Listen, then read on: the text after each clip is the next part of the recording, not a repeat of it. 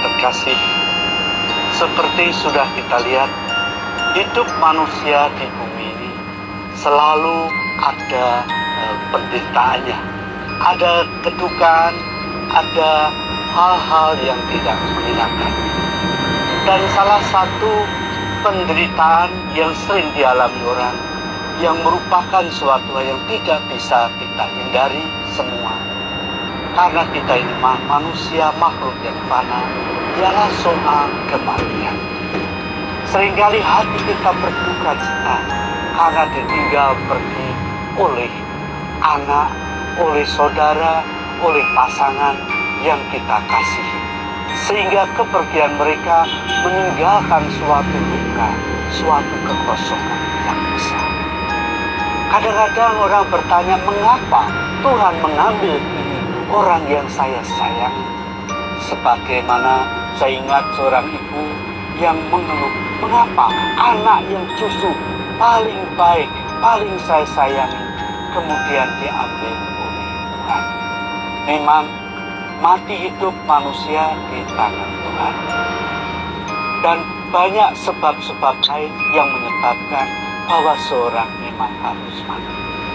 Kematian merupakan suatu realitas yang harus kita hadapi. Cepat atau lambat, kita semua, tidak seorang pun yang bisa lepas dari kematian. Saya tidak, dan saudara pun tidak. Suatu saat kita semua harus meninggalkan bumi ini. Dan karena itu dikatakan kita kembali ke rumah Bapa.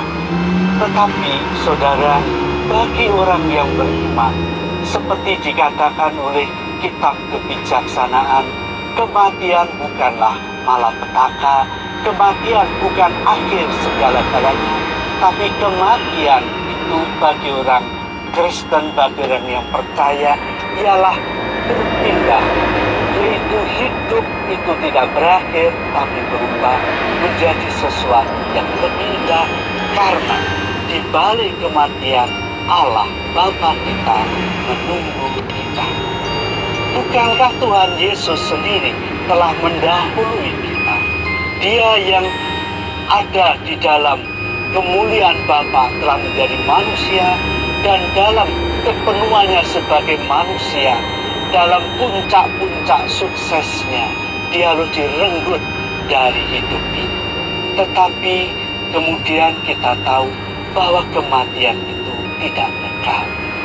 3 hari kemudian dia bangkit, dan kebangkitan Kristus inilah yang menjadi harapan untuk kita. Sebagaimana Yesus telah bangkit dari antara orang mati, demikian pula kita akan bangkit pula. Karena itu, hidup bagi kita bukan sesuatu yang menakutkan, dan kematian bukan sesuatu kengerian yang harus kita hadapi. Bila kita hidup dalam Tuhan, bila kita bersatu dengan Tuhan, dan karena itu selama kita hidup di dunia ini, kita harus hidup senantiasa dalam hubungan kasih dengan Allah. Bila hidup kita arahkan kepada Tuhan, maka pada akhir hidup kita, dan tidak seorang pun luput dari ini, saudara, Tuhan akan datang menyongsong kita. Dalam cerita beberapa orang yang menghadapi maut, kita kadang-kadang dengar ini, bahwa pada sakrat maut mereka seperti dalam semacam ekstase melihat, dan seolah-olah orang tua, Yesus selamat datang, atau Yesus aku mau ikut padamu. Saya masih ingat kematian seorang ibu yang muda, umur 33 tahun. Pada saat terakhir, Yesus dengan wajah yang berseri-seri. Ini menandakan bahwa kematian bukanlah akhir segala-galanya, tapi kematian merupakan suatu hidup baru bersama dengan Yesus di dalam kemuliaan.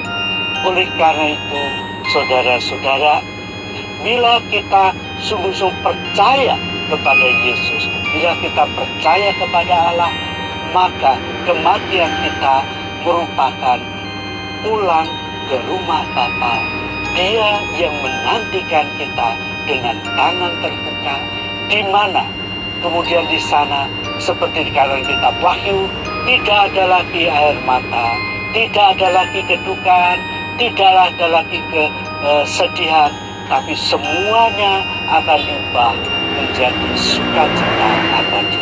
Dan bagi kita semua yang berkumpul dengan saudara kita, kita akan memuliakan Tuhan dalam kemuliaan abadi, dalam kebahagiaan yang tidak ada hentinya, dalam terang yang tidak mengenal bayang-bayang lagi.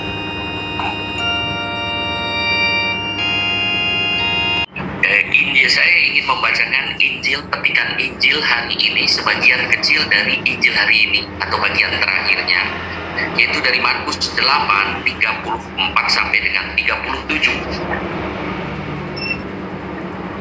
Lalu Yesus memanggil orang banyak dan murid-muridnya dan berkata kepada mereka, "Setiap orang yang mau mengikut aku, ia harus menyangkal dirinya, memikul salibnya dan mengikut aku.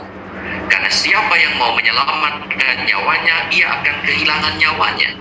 Tetapi barang siapa kehilangan nyawanya karena aku dan karena Injil, ia akan menyelamatkannya. Apa gunanya seorang memperoleh